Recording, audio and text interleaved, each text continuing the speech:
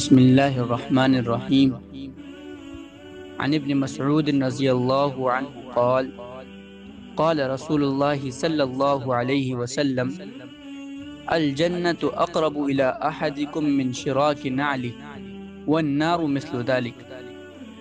حضرت عبداللہ ابن مسعود رضی اللہ عنہ کہتے ہیں کہ رسول اللہ صلی اللہ علیہ وسلم نے فرمایا، جنت تمہارے جوتے کے تسمے سے زیادہ قریب ہے اور جہنم بھی ایسی ہی ہے۔ یہ بہت مختصر سی حدیث ہے، لیکن اپنے اندر بڑا عظیم پیغام رکھتی ہے۔ بلکہ یوں کہیے کہ یہ چھوٹی سی حدیث اپنے اندر اصلاح و تزکیے کا پورا نظام چھپائے ہوئے ہے۔ اس حدیث کو امام نووی رحمۃ اللہ علیہ نے خوف اور امید کو جمع کرنے کے باب میں ذکر کیا ہے۔ یہ بات سمجھنے کی ہے کہ مومن کی زندگی دو دھاری تلوار پر چلتی ہے۔ وہ نہ تو اپنے اعمال پر مطمئن ہو کر بیٹھتا ہے اور نہ اپنے بدعمالیوں سے مایوس ہوتا ہے۔ وہ نہ تو یہ سمجھتا ہے کہ اس کے اچھے اعمال اسے جنت میں پہنچا کر ہی دم لیں گے، اور نہ مایوس ہوتا ہے کہ وہ کچھ بھی کرے جنت میں نہیں جا سکتا۔ بلکہ ان دونوں صورتوں کے درمیان اس کی زندگی چلتی رہتی ہے۔ ایک طرف وہ دیکھتا ہے کہ جہنم میں سب سے ہلکا عذاب آگ کے جوتے ہوں گے، اس کے علاوہ وہاں کالی سیاہ آگ ہوگی، منہ میں ایسی لگام ڈال دی جائے گی جو پورے جبڑے چیر دے گی، ایسے خطرناک سانپ بچھو ہوں گے جن کا تصور بھی نہیں کیا جا سکتا، کھانے کو کانٹے دار درخت اور پینے کو خون اور پیپ ہوگا۔ تو یہ سب سوچ کر وہ کانپ اٹھتا ہے، ڈرتا ہے، لرزتا ہے، خدا نہ خواستہ میرے اعمال کام نہ آئے تو میرا کیا ہوگا، میں اس عذاب کو کس طرح جھیلوں گا۔ دوسری طرف وہ دیکھتا ہے کہ اللہ تعالی نے رحم کے 99 حصے اپنے پاس رکھے اور ایک حصہ زمین پر اتارا ہے۔ اس ایک حصے کے نتیجے میں تمام چرند پرند درند انسان و جنات کی مائیں اپنی اولاد سے محبت کرتی ہیں، اور ماں کی محبت کے علاوہ بھی ساری محبت و ہمدردی اسی ایک حصے کے نتیجے میں ہے۔ تو پھر جب خدا کے پاس 99 حصے ہیں تو وہ کیوں رحم نہ کرے گا، ہمیں کیسے جہنم میں جھونک دے گا۔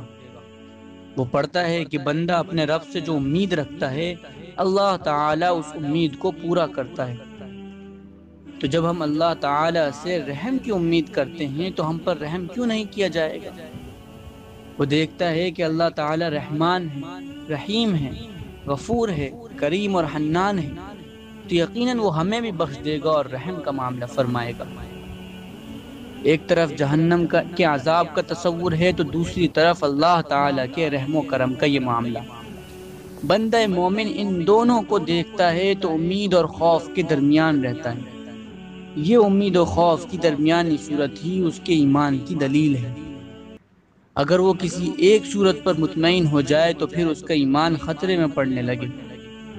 حضرت عمر رضی اللہ عنہ فرماتے تھے کہ اگر کہا جائے کہ بس ایک شخص جنت میں جانے والا ہے تو میں سمجھوں گا کہ وہ میں ہی ہوں، اور اگر یہ کہا جائے کہ بس ایک شخص جہنم میں جانے والا ہے تو بھی میں سمجھوں گا کہ وہ میں ہی ہوں۔ ضرورت اس بات کی ہے کہ اس خوف اور امید کی درمیانی کیفیت کو باقی رکھا جائے، اس کی کوشش کی جائے کہ یہ کیفیت باقی رہے، کیونکہ یہی کیفیت ہمیں برائی سے روکتی اور اچھائی کی تربیت دیتی۔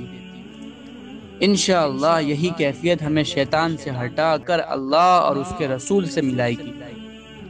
اس حدیث میں اسی کیفیت کو پیدا کرنے کی تعلیم دی گئی ہے۔ فرمایا گیا کہ جنت بھی تمہارے جوتے کے تسمے سے قریب ہے اور دوزخ بھی، یعنی تمہارا پیر جنت میں بھی ہے اور دوزخ میں بھی۔ تم کہاں جانا چاہتے ہو، اس کا فیصلہ تمہاری زندگی کے اعمال سے ہوگا۔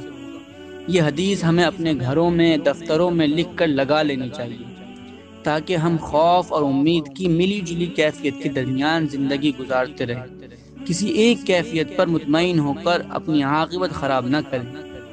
انشاءاللہ یہ ملی جلی کیفیت ہی ہماری دنیا بھی سنوارے گی اور آخرت بھی۔ جزاک اللہ۔